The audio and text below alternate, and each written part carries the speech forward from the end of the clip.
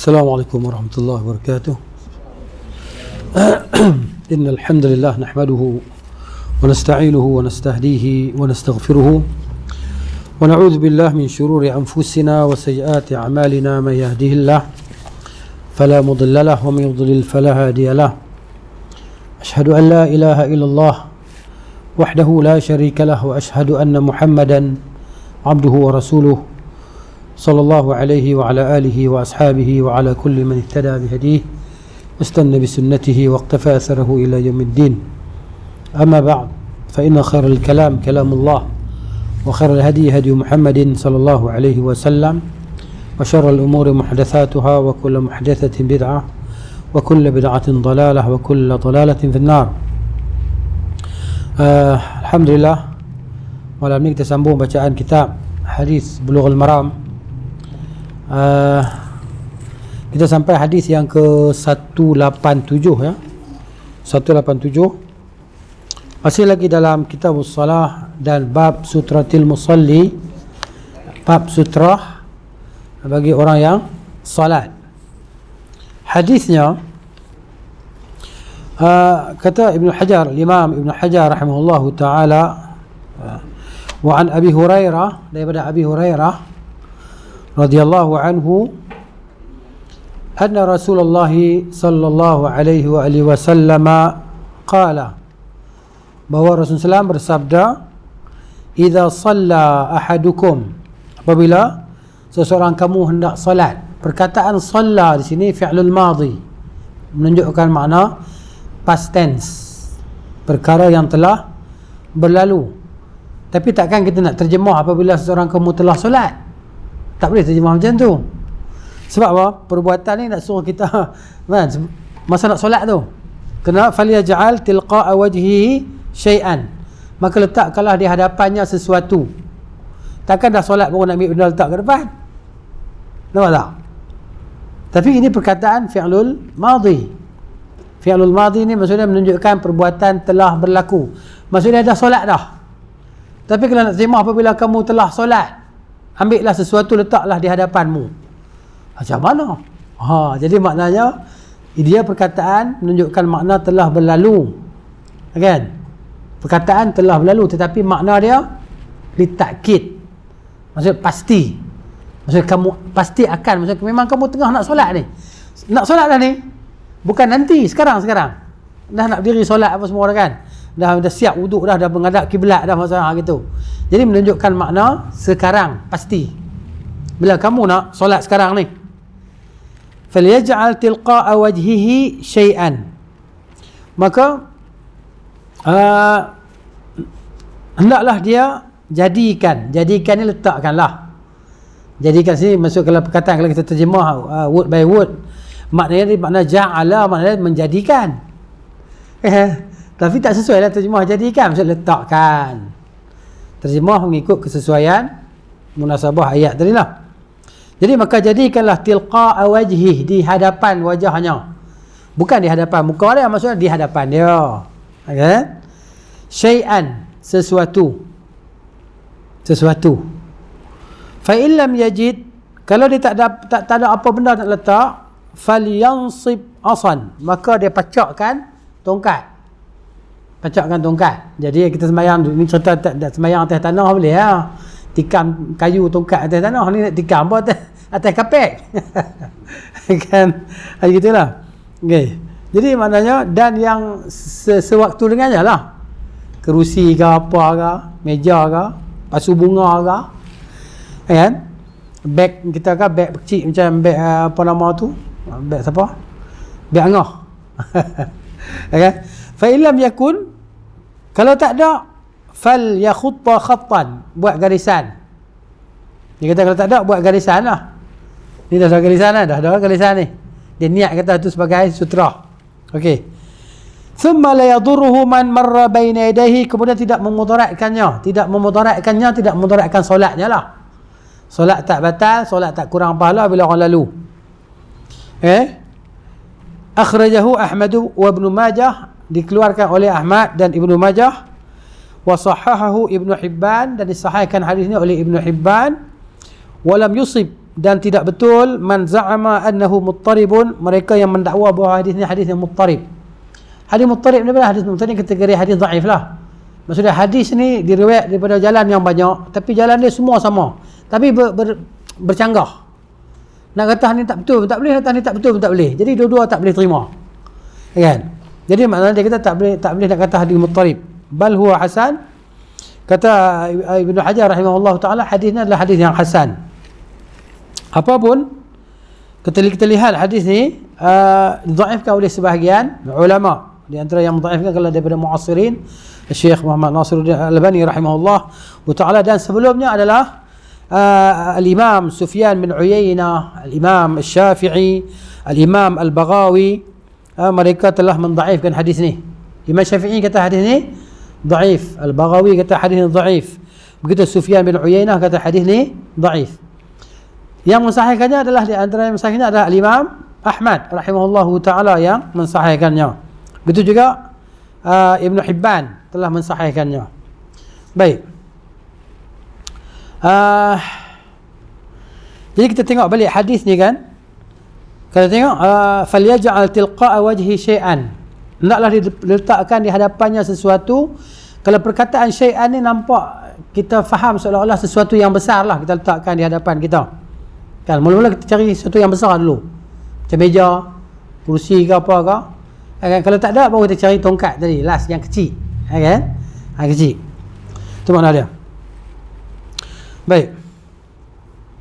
Jadi kalau ikut hadis ni syai'an, maknanya sesuatu, tak kisahlah kecil ke, besar ke, panjang ke, pendek ke, kan? Lebar ke, sempit ke, tak kisah. Kan? Dia tongkat ni termasuk dalam syai'an lah, sesuatu. Tak kisahlah kalau tongkat kata tongkat apa benda, tak kisahlah. Baik. Jadi kalau tak ada tongkat, maka dia buat garisan lah. Ya? Dia buat garisan. Kalau tak ada apa nak buat garisan, kalau dia sembahyang atas tanah, dia boleh buat garis macam tu. Garis atas tanah. Dengan kayu ke apa ke. Okey. Kalau dia sembahyang di surau masjid, dia ada garisan macam ni, ataupun dia di sejadah dia. Sejadah dia tu di hujung sejadah tu diniatkan sebagai sutrah dia. Okey. Kalau dia sembahyang atas simen ke apa, di rumah dia kan ada marker pen, dia garis dengan marker pen kan. Tapi yang bukan permanent lah, whiteboard kan. Kalau permanent tak cantik habis lah. Itu cerita dia. Tapi biasanya kita sembahyang atas sajadah kan, gitu. Baik, tapi hadis ni, hadis tentang hadis garisan ni diriwayatkan oleh Ahmad, Ibnu Majah, Ibnu Hibban disebut tadi, dan disahihkan oleh Imam Ahmad juga oleh Ali Al-Madini rahimahullahu al-jami'. Sebenarnya dikatakan oleh Ibnu Abdul Bar dalam kitab dia At-Tamhid, yang diriwayatkan juga oleh Abu Daud dan Al-Baihaqi. Hadis ni didhaifkan oleh Syafi'i dan juga Al-Baihaqi yang saya sebut tadi lah, yang saya baca tadi. Al-Baihaqi juga mendhaifkan hadis juga. Al-Imam Syafi'i juga mendhaifkan hadis ni. Baik. Adapun Ibnu Hajar rahimahullahu taala, sahibul kitab, ya, yang menulis kitab, menyusun kitab Bulughul Maram ini, dia kata hadis disahihkan oleh Ibnu Hibban, kan, dan dia pun pegang dengan inilah, tapi dia kata hadis ni hasan. Hasan ni maksudnya bawah sikit daripada darjat sahih lah. Okey. Jadi maknanya kalau kita nak pegang dengan pendapat Ibnu Hajar, kan, maksud dia terpulang. Ya, dia itu tidak benar orang yang mengatakan hadis ni muttarib. Muttarib hadis tak teguh lah, maksudnya begitu. Hadis ni adalah hadis yang hasan kata Ibnu Hajar rahimahullah. Tapi kalau Syekh Al-Albani tadi dia macam Imam Syafi'i tadi lah. Imam Syafi'i, kalau kita ikut mazhab Syafi'i, hadis ni dhaif lah. Memang kita ikut mazhab Syafi'i kalau sini kan. Baik.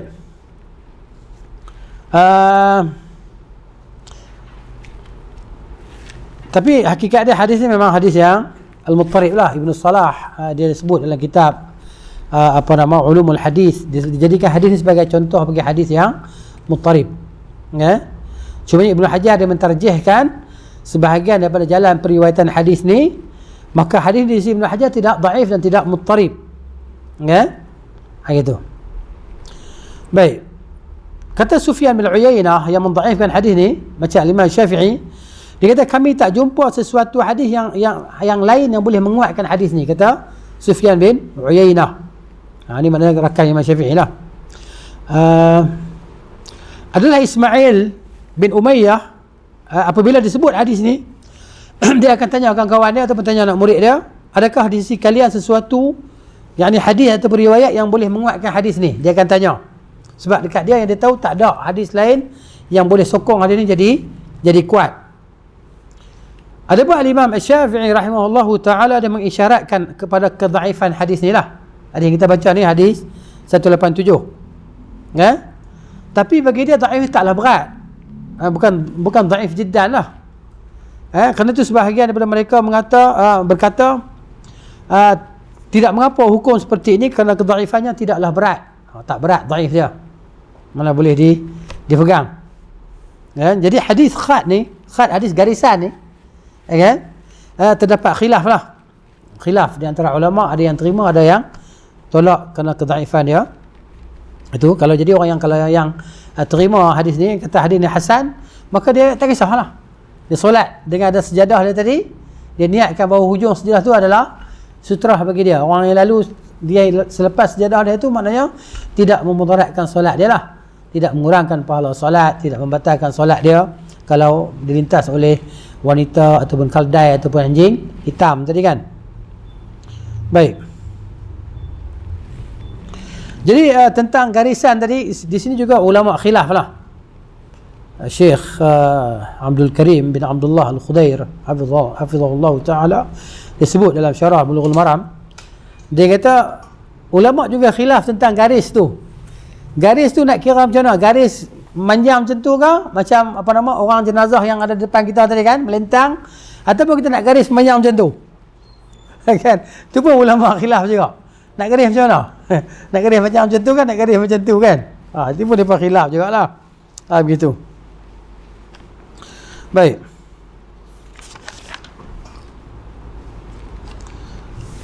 Jadi maknanya kita faham bahawa hadis adalah hadis yang dhaif lah. Tetapi kalau bagi mereka yang berpegang tentang hadis adalah hadis yang hasan, maka dia dan pegangan dia lah, begitu. Baik.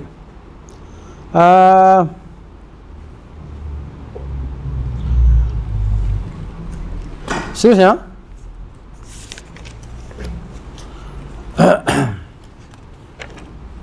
pergi pada hadis yang 188.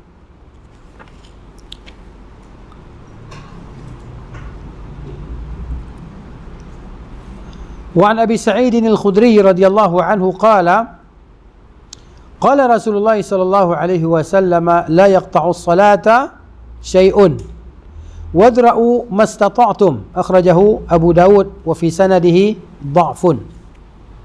Daripada Abi Sa'id Al-Khudri radhiyallahu anhu, dia kata sabda Rasulullah sallallahu alaihi wasallam, tidak memutuskan solat, tidak membatalkan solat oleh sesuatu pun,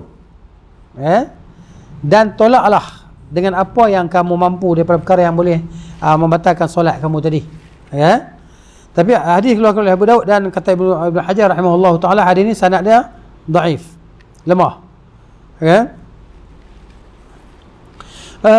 Kenapa lemah? Karena padanya ada seorang yang bernama Mujalid bin Sa'id.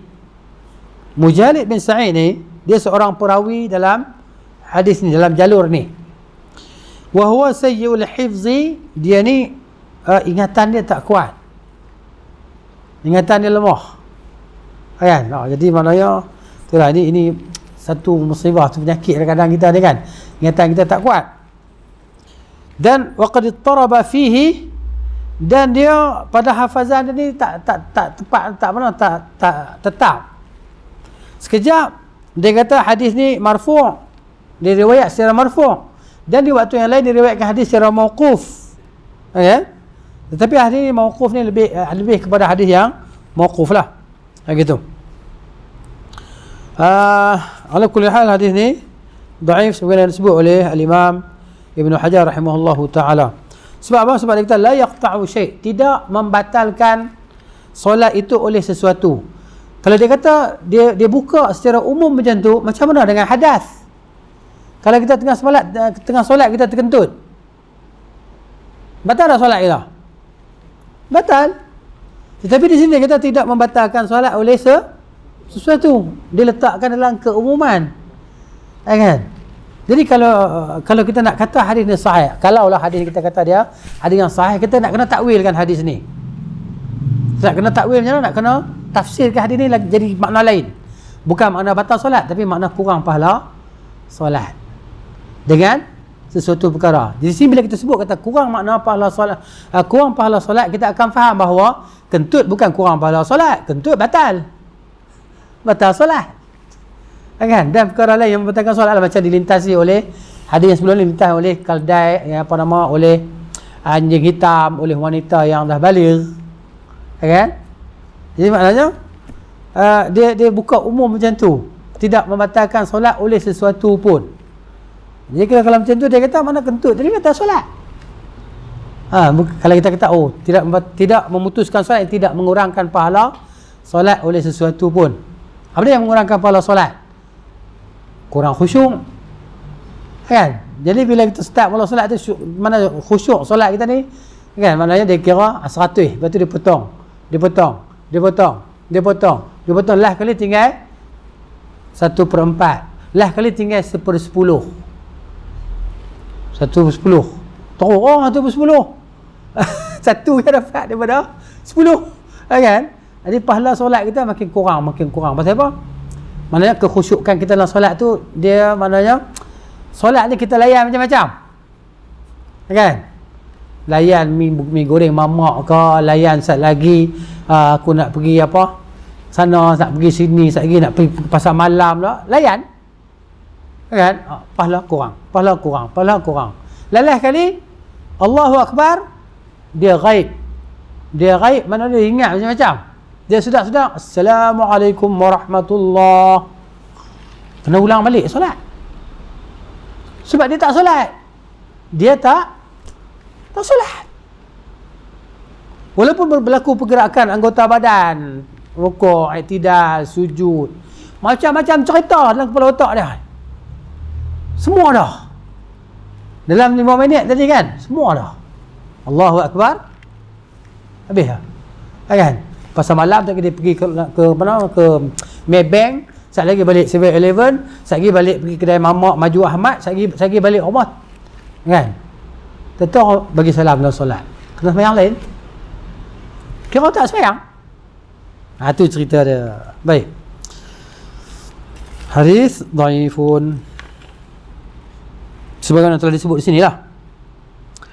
Baik, kita tengok pengajaran hadis yang ditulis oleh Syekh di sini dalam kitab Tawdihul Ahkam. Sebab Syekh di sini Abdullah bin Abdul Rahman Al-Bassam rahimahullahu taala, dia berpegang pada hadis ni hasan. Bagi dia hadis ni hasan. Tengok ya. Masalah mentashih, mentadhaif kan hadis, menghasankan hadis ni ijtihad ulama lah. Okey. Sebab apa? Sebab dia kata hadis ni ada turuk yang lain. Ada jalan yang lain dan syawahid yang mauquf, kan, daripada Uthman dan Ali dan Ibnu Umar dan Aisyah dan Jabir, dan di antara syawahid dia kata yang mana sanad dia sahih, dan di antaranya sanad dia hasan, sebagaimana yang telah dijelaskan oleh Ibnu Hajar dalam kitab Ad-Dirayah. Tapi Ibnu Hajar sendiri yang mendhaifkan hadis ni, kan? Okey, tak apalah. Sebab dia guna dalil juga hadis Aisyah, yang Aisyah tidur kan depan Nabi SAW, Nabi solat sini kan, Nabi solat, lepas tu Aisyah ada di depan. Tapi hakikatnya dijawab oleh ulama lain lah, maknanya Aisyah bukan lintas, memang dia ada di situ, kan? Kalau dia lintas, hadis yang menyebut tadi larangan melintas. Tapi memang kalau dia ada di situ, tak ada masalah apa, tak termasuk dalam hadis larangan tadi. Ada jawab balik lah. Wallahu ta'ala a'lamu bis-shawab. Baik, apa pun kata Syekh di sini, apa yang dapat diambil pada hadis tadi, walaupun dia dhaif, kan, bagi yang kata hadis ni hasan, dia kata zahir hadis ni menunjukkan bahawa solat itu tidak memutuskannya oleh siapa saja yang lalu di hadapan dia, walaupun dia tidak ada sutrah dalam solatnya. Okey, tapi hadis hakikat dia wallahu alam adalah dhaif. Dan dalam hadis juga perintah daripada syariat, perintah daripada Allah Taala untuk menahan siapa saja yang lalu di hadapan kita yang sedang solat tadi. Apabila dia lalu di antara kita dan di antara sutrah kita. Kalau dia lalu di hadapan sutrah kita, ma'assalamah, tak apa. Baik. Dan yang ketiganya, hadis ini bercanggah dengan hadis Abu Dzar. Hadis Abu Dzar yang mula-mula dulu ni. Ni Abu Dzar yang belakang ni. Okey. Hadis 185. Dia bercanggah dengan hadis 185 yang diriwayatkan oleh al-Imam Muslim rahimahullahu taala. Okey. Itu.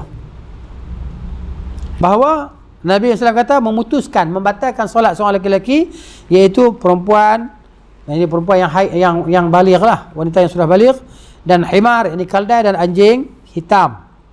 Dan Nabi sebut anjing hitam adalah syaitan lah. Okey. Jadi hadis yang kita baca ni, dia bercanggah dengan hadis Abu Dzar. Tu.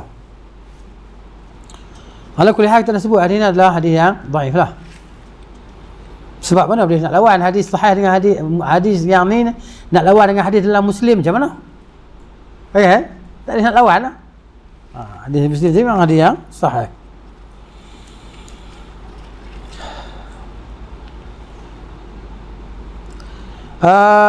Di sini Syekh ni dia sebut beberapa faedah lah. Sutrah, mana faedah dapat kita ambil? Sutrah disyariatkan bagi orang yang solat, kan? Sutrah tadi. Sutrah ni daripada perkataan apa? Sitar. Sitar ni maksud yang melindung kita, yang menutup kita. Sitar. Kan? Dan para ulama mengatakan makruh apabila kita solat menghadap ke arah api. Unggun api. Ni unggun api. So, dikatakan makruh solat menghadap ke arah unggun api. Wasirajin, dan menghadap solat ke arah lampu. Masa kita tak lampu gasolin ke apa ke depan tu, kita pun solat ke arah dia. Dan gambar. Di hadapan kita ada gambar, dan di hadapan kita ada najis, dan di hadapan kita pintu yang terbuka. Makruh. Saya solat depan pintu, kan, sambil tengok tunggu Grab ni, lambat main Grab ni, kan, waktu dah masuk dah, kan, tunggu dia tak main-main, kita pun buka pintu sembahyang. Allahu Akbar. Kan pintu rumah depan menghadap kiblat umpamanya. Grab main, Assalamualaikum, Allah, solat. Dia pun tak, tentu dia pun pergi lah, kan. Jadi maknanya buka pintu, menghadap pintu terbuka, makruh lah. Dan menghadap ke orang yang tidur, makruh. Tapi kalau kata makruh, Nabi SAW tak solat lah di hadapan Aisyah. Itu boleh ada bantahan lagi lah, boleh ada bantahan. Dan di hadapan orang kafir di depan kita, wa irzalika, ini kata ulama lah, makruh. Gitu. Habislah kita bab sutratu al-musalli, bab sutrah bagi orang yang salat. Masuk pula kita dalam babul hassi 'ala al-khushu'i fi salah. Bab menjelaskan galakkan atas khusyuk dalam solat. Maksud dia bagi khusyuk dalam solat ni galakkan.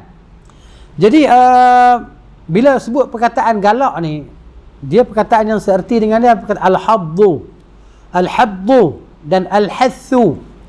Perkataan seerti dalam bahasa Arab, iaitu galakkan. Digalakkan kita ni khusyuk dalam solat. Jadi al-Imam Ibn Hajar rahimahullahu taala, dia menggunakan perkataan umum ni, ya, yang mana perkataan umum ni galakkan. Galakkan ni boleh jadi wajib, boleh jadi sunat, ya.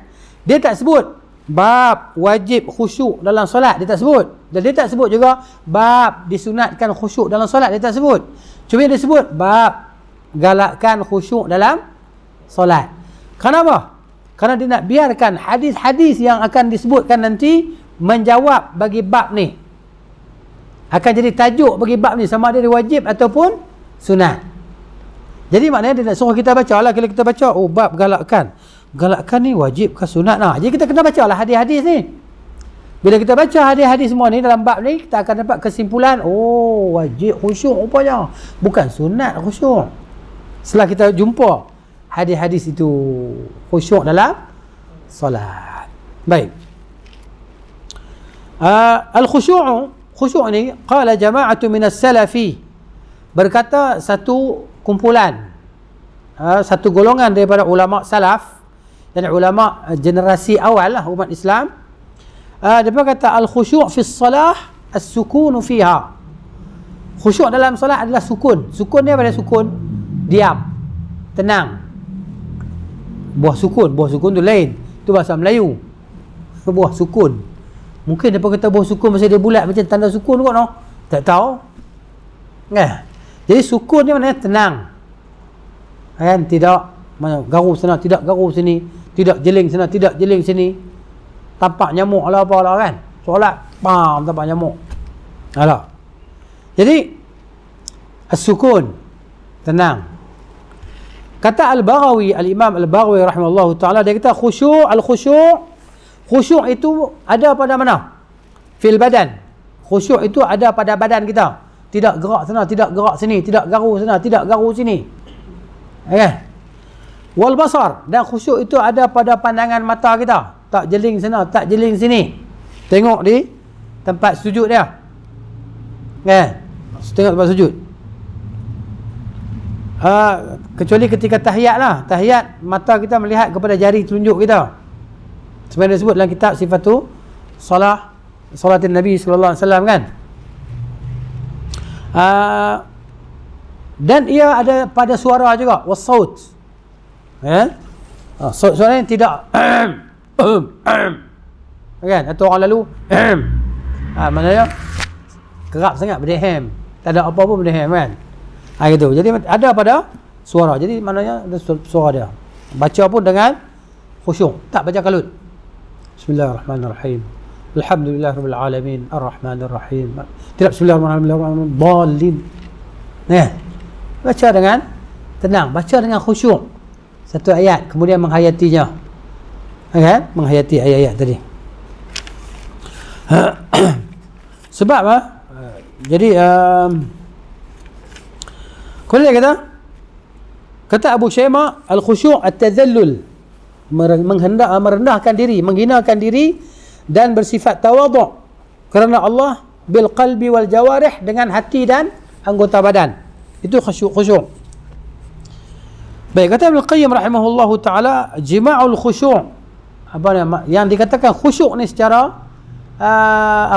keseluruhannya, huwa at-tadhallulu lil amir, maksudnya merendahkan diri dan jiwa kita kepada yang memerintah, kepada yang menyuruh. Siapa dia?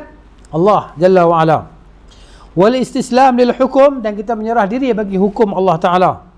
Itu makna khusyuk. Wal insiya' lil haqqi, maksudnya menerima kebenaran. Fayatalaqqa al-amru biqabulin wa inqiyadin, maksudnya terima segala perintah itu dengan penerimaan yang sebulat-bulat, maksudnya bukan ada bantahan. Itu dia panjang cerita dia hurai tentang al-khusyuk ni kan. Apapun di sana ada sebab-sebab yang boleh membantu kita untuk khusyuk dalam solat. Ni kita nak solat isyak hari ni. Sehari kita nak solat isyak. Dengar ni. Kan? Jangan lena. Kan? Hak lena buka mata. Saya nak abang ni. Kan? Ambil penting ni. Sehari kita nak sembahyang isyak hari ni. Perkara-perkara yang boleh membantu kita khusyuk. Yang pertama, sehari saya nak suruh kawan-kawan kita ulang lah. Kan? Hak letih, nampak hak letih, hak segar saya tak suruh. Hak letih saya suruh. No? Yang pertama, al-isti'adzah billah. Baca auzubillahi minasyaitanir rajim lah. Kan sebelum baca Fatihah kan? Rakaat pertama ya auzubillahi minasyaitanir rajim. Baca bismillah Fatihah lah. Itu di antara perkara yang boleh membantu kita khusyuk dalam solat. Kita isti'adzah. Minta berlindung dengan Allah Ta'ala daripada kejahatan syaitan. Baca tu maksudnya baca tu dengan hati sekali ya. Bukan baca dengan lidah saja. Kan? Doa lah kepada Allah Ta'ala supaya kita boleh khusyuk solat lagi ni. Supaya kita boleh khusyuk solat dan pahala kita boleh dapat 99%, dapat A+ lah. Kan? Jangan lulus saya. Kan? Lulus saya tak syok. Nak A+, double plus ke? Kan? Itu dia. Yang kedua, tadabburul qira'ah fi shalah. Menghayati bacaan dalam solat. Bismillahirrahmanirrahim. Apa makna bismillahirrahmanirrahim? Lintasan nanti kan. Alhamdulillahirabbil alamin. Arrahmanirrahim. Malik yaumiddin. Iyyaka na'budu wa iyyaka nasta'in. Ihdinas siratal mustaqim. Siratal ladzina an'amta 'alaihim ghairil maghdubi 'alaihim waladdallin. Mana kita baca ayat tu kita faham kan? Kita hayati dia semampu yang kita mungkin lah. Itu membantu kita untuk khusyuk dalam solat. Dan kita tadabbur segala zikir dan solat tadi. Allahu Akbar, doa istiftah, apa yang kita baca tadi kan, tadabbur lah doa istiftah tadi, Fatihah, kemudian apa ayat surah yang dibaca oleh imam tadi kan, imam baca Fatihah, imam baca surah, kemudian kita rukuk, zikir rukuk, kita baca sekali dengan hati, bukan kita tak ingat apa yang kita baca. Kita tak ingat apa mai rakaat kedua, kita tak ingat imam baca apa tadi ya. Sebab kita tak khusyuk. Kan? Tapi kalau kita lupa, penyakit lupa lain lah. Penyakit lupa, dia lupa apa yang imam baca rakaat pertama tadi kan. Tadi dia khusyuk, tapi di rakaat kedua dia lupa, tak ada masalah apa tu. Jadi segala jenis zikir dalam apa nama rukun-rukun solat kita tadi kan, kita tadabbur. Yang kedua. Yang ketiga, kita menghadirkan kebesaran Allah Azza wa Jalla, menghadirkan keagungan Allah. Ni dia benda dia tak boleh buat tau, melainkan kita mengaji, kita mendengar, kita belajar akidah banyak, belajar tauhid banyak, belajar tentang asma wa sifat kan. Maksudnya dapat menghayati kebesaran dan keagungan Allah Ta'ala. Ar-Rahman, apa dia Ar-Rahman? Itu haji dia ikut kelas tadabbur Quran lepas ni Ar-Rahman. Ingat kelas Ustaz Muin kata apa Ar-Rahman kan, Ustaz Kariman kata apa Ar-Rahman, tadabbur kan. Ar-Rahim, apa dia Ar-Rahim? Apa dia Malik? Apa dia Malik? Kan? Lepas tu kita minta pula, macam mana kita minta kepada Allah? Iyyaka na'budu, iyyaka na'budu. Apa dia iyyaka na'budu? Lepas tu wa iyyaka nasta'in. Apa dia? Jadi maksud tadabbur, kan? Menghadirkan kebesaran Allah Ta'ala.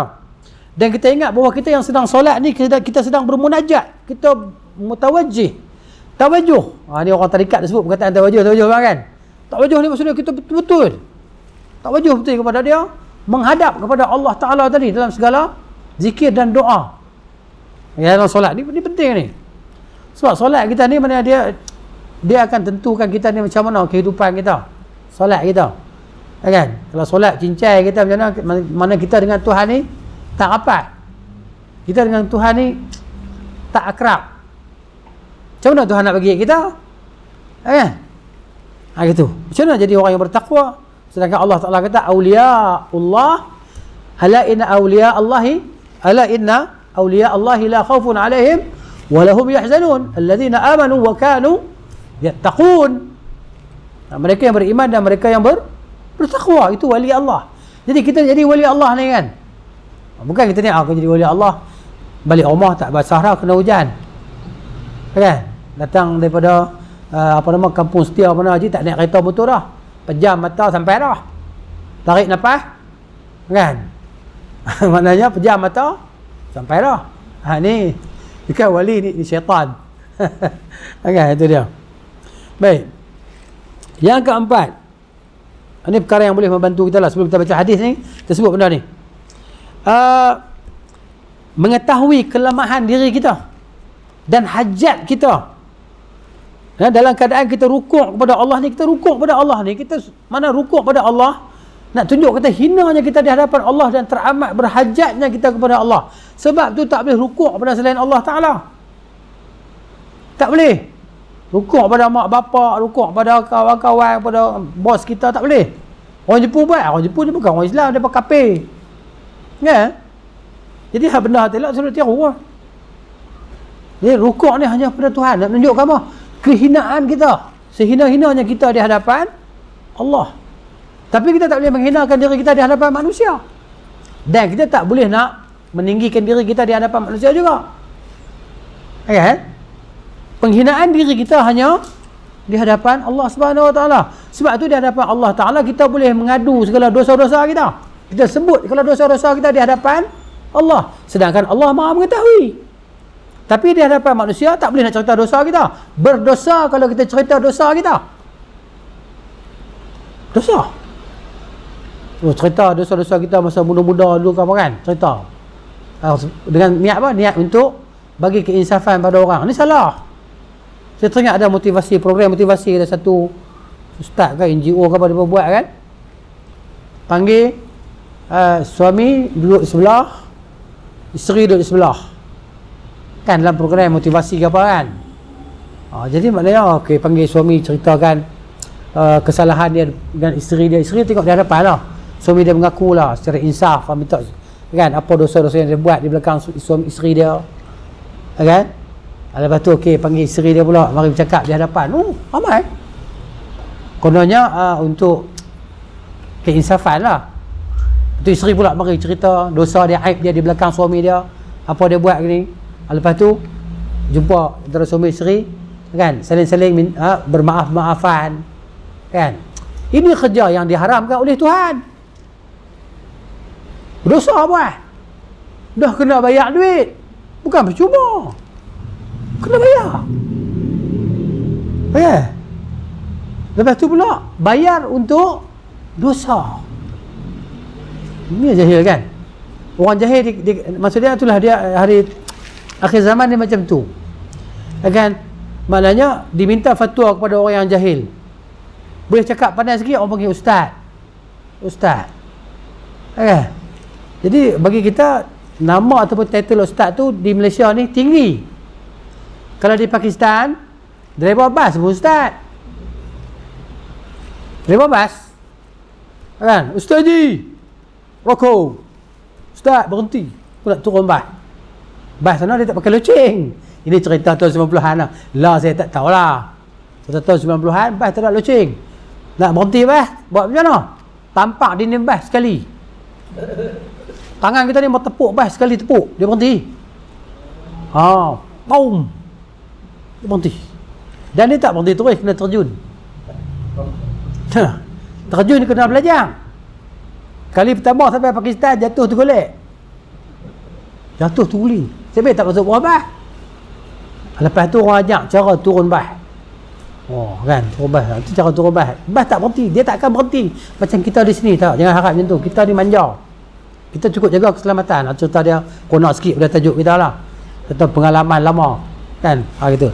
Lah ni saya tak tahulah, lah ni tahun 2022 lah. Baik, nak cerita kata kita ni hina di hadapan Tuhan. Rukuk, masa rukuk anggap diri kita ni hina sangat depan Tuhan.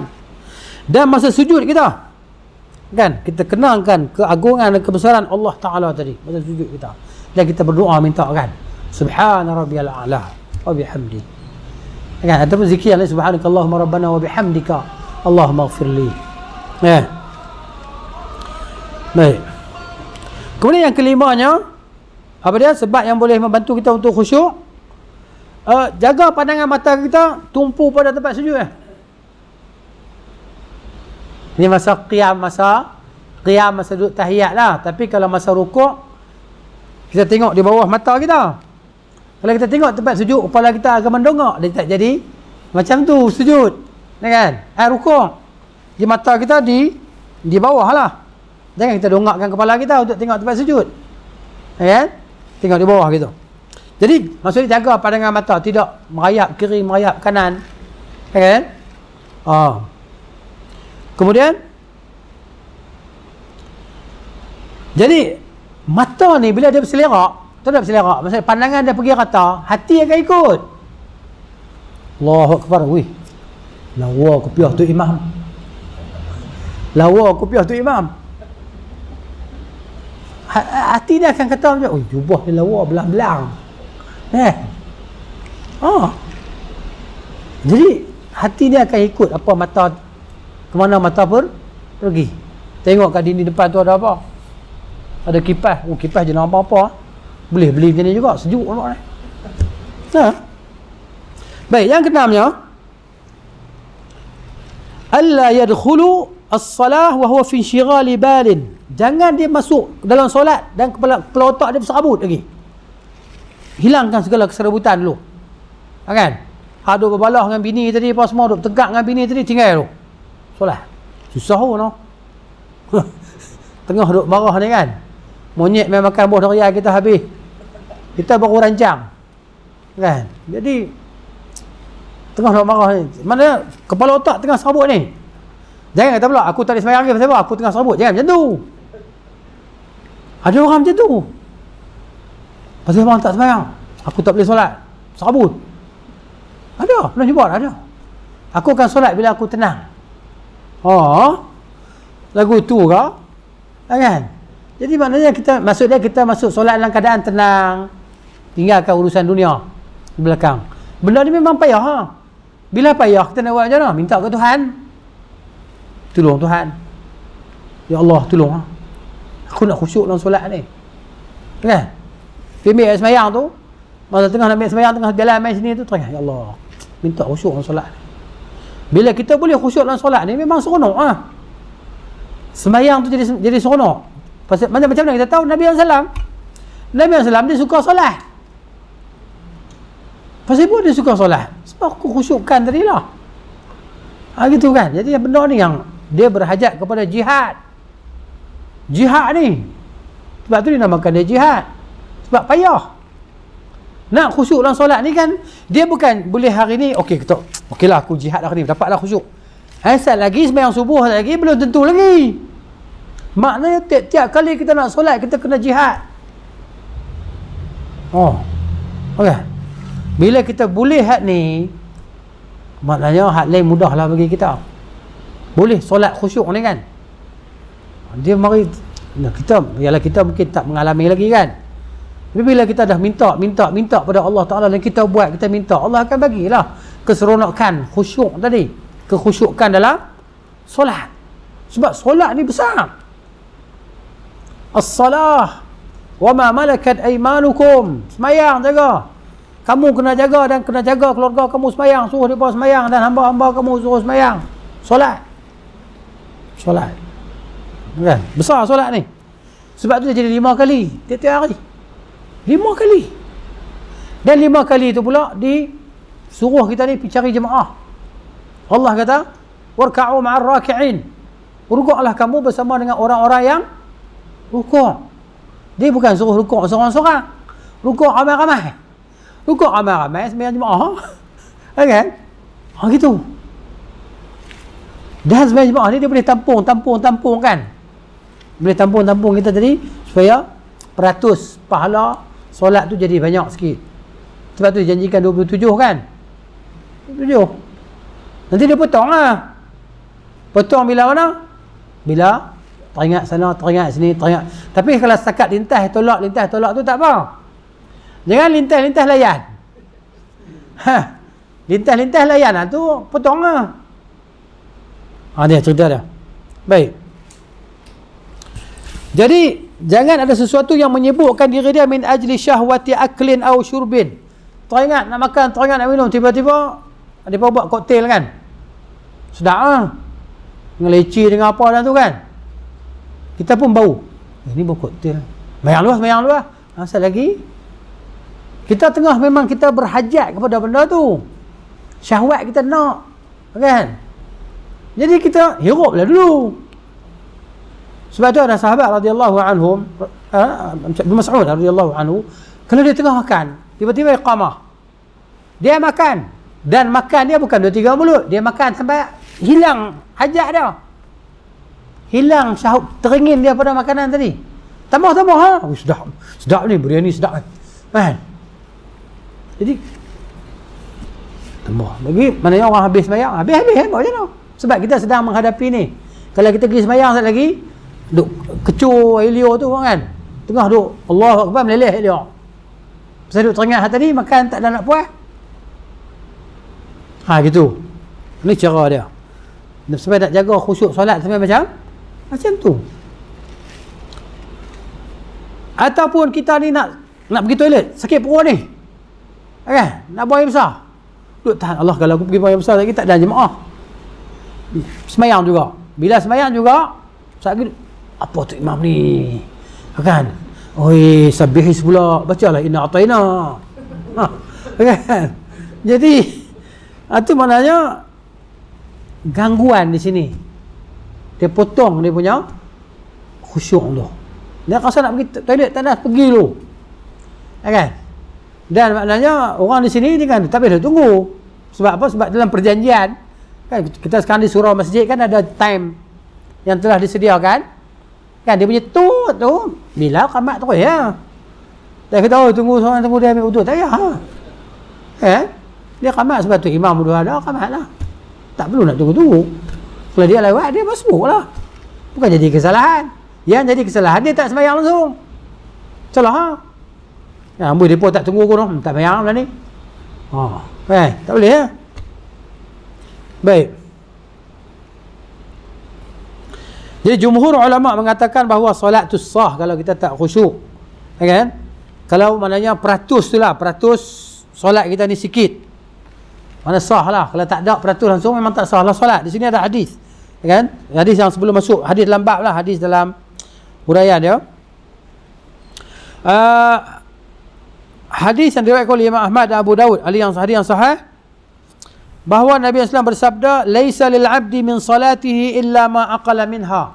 Tidak ada bahagian untuk kita dalam solat tadi, tak ada bahagian pahala untuk solat kita melainkan apa yang kita faham, kita berakal, kita apa? Kita sedar. Kita solat dalam keadaan kita sedar, tidak ke sana, tidak ke sini. Yang ke sana ke sini tu dia potonglah. Kuranglah pahala. Hak tu tak ada pahala. Yang khayal tadi lah, tak ada pahala. Wa anil musalli qad yusalli as-salata, dan sungguhnya orang yang solat mungkin barangkali dia solat fala yuktabu lahu minha illa sudusuha, tidak diberi pahala untuknya melainkan 1/6 saja. Kalau 27 sembahyang jemaah 27 1/6 daripada 27. Kalau sembahyang seorang-seorang satu tu banyak nak tahu lah kan, 1/6 daripada 1. Rugi lah kan, 5 lagi burn kan, ini 1 ya. Wa illa ushruha, dah ada hak teruk lagi 10 dapat, hak 9 lagi burn, 1 yang dapat. Tu dia hadis riwayat Ahmad begitu. Jadi yang ditulis pahala untuk kita apa dia? Yang waktu kita hadirkan hati kita bersama Allah Ta'ala, ini khusyuk lah. Dan mungkin boleh jadi sikit. Kan? Yang kurang khusyuk tu mungkin jadi sikit dan mungkin jadi banyak. Dia ikut keadaan lalai kita dalam solat. Jadi orang yang khusyuk dalam solat dia seluruhnya, kan? Jadi maknanya dia akan dapat pahala banyak lah. Gitu dia. Yang hak lalai ni dapat sikit lah pahala dia. Itu cerita dia.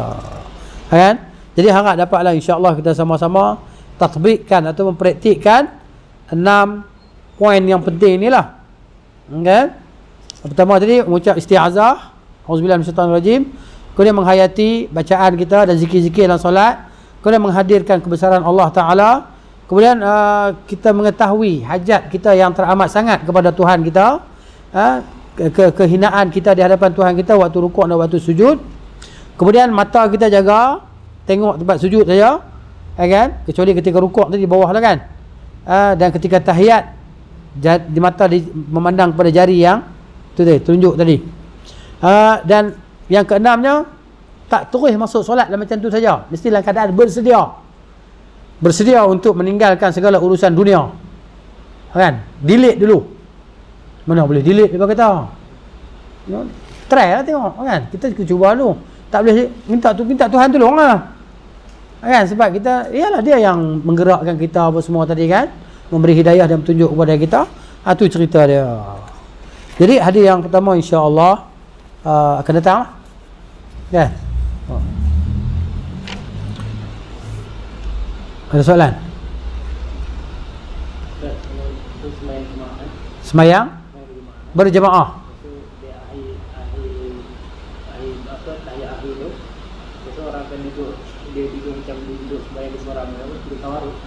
Tawarruk. Menyandang ke sebelah. Kita duduk ataupun duduk kan duduk kayak hari kan. Jadi dia duduk macam bersemayam seorang. Dia duduk yang buncit ke belakang ataupun dia mengatakan dia bersandar kepada orang tepi. Orang sebelah dia. Okey. Kita ni maknanya kena raikan lah dalam saf tadi. Kan, jadi dalam saf tadi maknanya kalau kita solat ramai-ramai, kan? Kalau kita duduk tawarruk, kita akan menyebabkan orang sebelah kita terpenyet ataupun kaki dia tertinggi dengan kita, kaki dia kena sekam pula. Kan? Jadi maknanya itu maknanya la darar wala dirar lah. Tidak boleh menyakiti orang lain lah. Kan? Jadi maknanya kita duduk iftirash. Walaupun kita sembahyang yang apa nama, yang isyak, sembahyang isyak, sembahyang maghrib ke, zuhur asar ke. Jadi maknanya kalau kita duduk tawarruk, kita akan menyebabkan orang sebelah kita tadi jangan rasa mudarat. Kita duduk iftirash, tak salah apa. Al-amru fihi al-wus'ah. Yang penting jangan menyakiti orang lain dalam solat dan luar solat. Luar solat macam mana? Luar solat kalau kita duduk di saf tu, orang tu main duduk depan kita, dia telah menyakiti kita. Kalau di masjid tak apalah. Kalau di Masjidil Haram, Masjidil Haram di sana time haji, musim haji kan, kita dah main punya lah awal. Sekali tu orang Afghan tu dengan badan besar dengan apa main kan, kita ni dekat pusat dia, dia main duduk depan kita ya. Kita nak sembahyang macam mana? Kan saf dia tu macam tu kan. Kita nak pergi sembahyang tak boleh, terpaksa lah kita patah balik 5 km ke belakang.